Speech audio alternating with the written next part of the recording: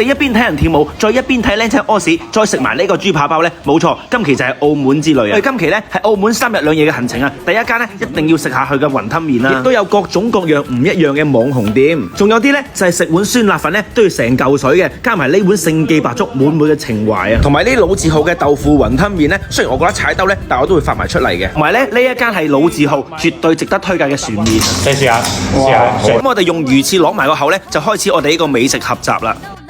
到步咧，第一餐咧就食呢個黃枝記啊！黃枝記咧嘅麵咧，本來係好出名嘅，但係你見到佢淥到一坨咁樣咧，其實咧我哋覺得係並不出色嘅啫。但係雲吞麵咧放葱咧，我都係麻麻地中意嘅。另外晚飯呢間千世就超級抵啦，佢實 K 168係任飲啊，仲有拆制添啊！即係咧加埋任飲，加埋牛肉啊、刺身啊，所有嘢咧其實圍到2000蚊左右嘅。你轉場咧再飲多3支白蘭地咧，然後翻去食個杯麵咧又瞓覺啦。日早餐咧我哋食咗呢間華泰船麵啊，老闆咧仲特登教我要放1斤糖、2斤醋。再加啲辣粉先至好食嘅。呢間船麵呢，我覺得呢係值得專登走過嚟食一食，推介一下嘅。船麵嘅斜對面呢，呢間好似叫伯母嘅葡撻呢，都係新鮮出爐嘅，都係真係幾好食嘅。同埋呢個勝記白粥呢，我本人都幾推介嘅。佢應該係將啲米打爛晒，然後再放腐皮嚟煲。再加埋呢個蘿蔔糕嘅話呢，大概都係一個人呢20零蚊嘅啫。呢一間呢，就係號稱成個澳門啦最好食嘅酸辣粉，排隊排到離晒譜嘅。但係你諗一諗，80蚊到120蚊食個酸辣粉，係咪有啲奢侈呢？既然黑粉咁乞人憎呢，不如我哋食黑粉啦。你點諗到大嗱嗱呢2碗酸辣粉要200蚊，大佬啊！我食完個心在滴血啦。反正我自己咧冇乜必要咧，都唔會食多次嘅。再食埋呢間好好食嘅雞蛋仔咧，咁我哋準備轉場咧就食夜晚飯啦。晚飯嚟得澳門啦，梗係食下葡國菜啦。呢間公雞咧，呢個婆婆佢話佢帶路嘅話咧，佢自己有5蚊賺嘅。反正我哋都要食飯啦，俾阿婆婆賺到錢都係開心嘅。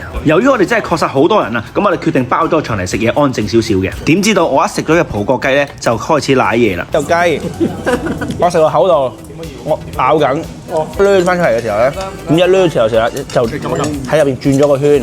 呢間葡國菜咧，其實味道都係唔錯嘅，因為我嘴咧成口都係血啦，咁所以食唔到落去啦。然後夜晚一間好有氣氛嘅街酒吧咧，的確都係唔錯嘅選擇啊，仲要係平啊，大概人均消費得100蚊左右啫。呢個豆腐雲吞麵咧，唔知係咪因為價錢平咧，所以好多名人咧都嚟食過嘅。我就叫咗一個細全餐，佢上呢個麵俾我咧，大概5分鐘之後咧，先上埋呢啲配料俾我，個麵已經係腍晒啦。呢啲白霎冇味嘅料咧，要60幾蚊，同食酸辣粉一樣咁奢侈啊！總體呢間新榮記嘅話咧，佢食材普通，食物普通。係得個豆腐係食得下，其他樣嘢咧都係普通加普通嘅。哇！呢個義順雙皮奶啊，佢真係難食到啊！呢個僆仔出嚟啊，都喺地下馬上屙督屎啊！如果女士咧中意食花生糖嘅話咧，呢間肥仔記咧都係值得推介嘅，都係手工嘢嚟嘅。但係呢一個嘅薑醋啊，的確煉醋咧煉得未夠好，佢仲係稀溜溜咁樣啊！呢一間嘅刺客咧，如果你唔介意價錢貴啲啲咁多嘅話咧，佢味道都係唔錯嘅，怪唔之得咁多藝人過嚟食啦。呢一間順德人開嘅貓山王雪糕咧，我都係值得推介嘅，米芝蓮都攞到手軟啊！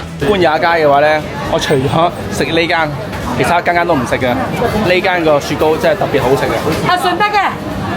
最後食埋呢間韓國網紅吐司嘅話咧，我哋個胃已經食唔落嘢啦。呢間都值得推介嘅，俾面點個關注咧。